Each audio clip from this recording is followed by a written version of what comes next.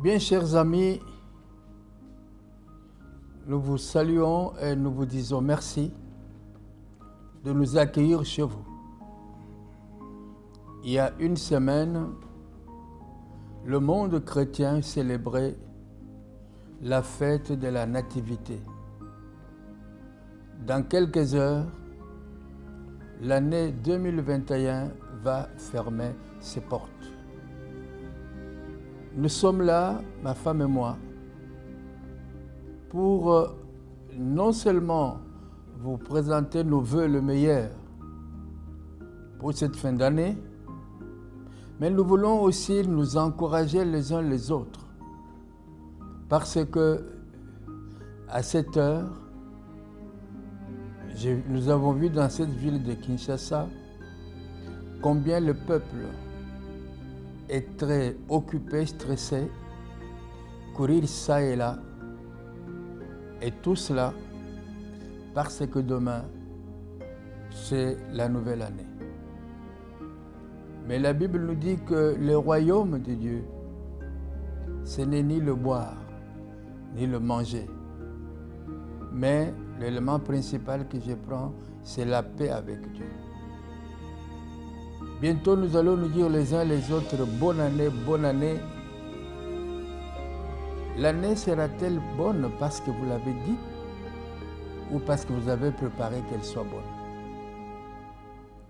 Et nous savons que sous d'autres cieux, même sur notre territoire national, les gens vivent dans la peur, dans la crainte de cette pandémie qui est mondiale pour ne pas dire universelle. Mais nous voudrons vous encourager. Nous vous invitons en tant que serviteurs, servants de Dieu, nous vous invitons à vous confier en l'Éternel, notre Dieu. Car la Bible déclare « Malheur à l'homme qui se confie à l'homme ». Et ceux qui se confient en l'Éternel sont comme la montagne de Sion. Elle ne chancelle point, elle est affermie pour toujours. Quel que soit ce que les médias peuvent vous donner comme information, pour que cette année qui commence soit bonne et heureuse, nous vous invitons à vous confier en l'Éternel, votre Dieu. Car le psalmiste dit, « Mieux vaut chercher son refuge en l'Éternel que de se confier à l'homme. L'Éternel est votre force et il doit être le sujet de vos louanges. » Et la Bible déclare, « Il est près de tous ceux qui l'invoquent,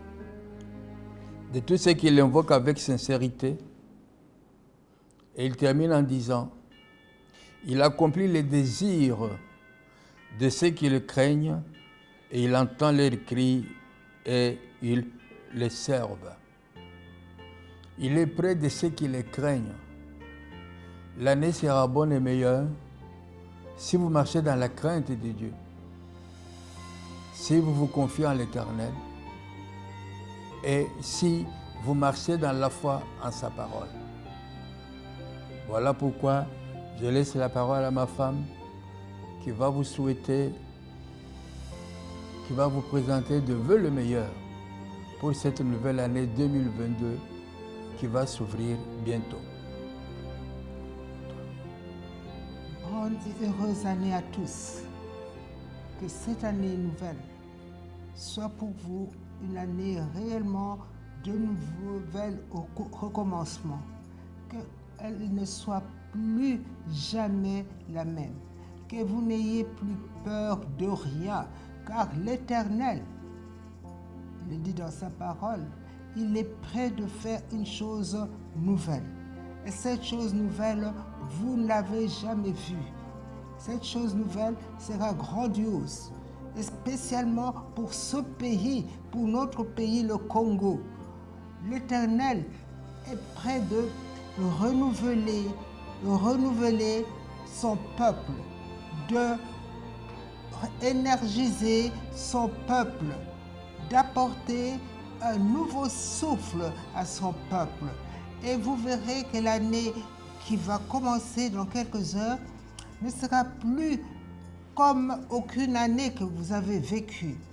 Ça sera une année de grande réalisation, une année de grande éloquence, une année enfin de grandes choses. Car l'Éternel, notre Dieu, qui nous avait tourné le dos à un moment donné parce que nous nous étions éloignés de lui, est revenu vers nous parce que nous sommes revenus vers lui et il a tourné de nouveau vers nous sa face.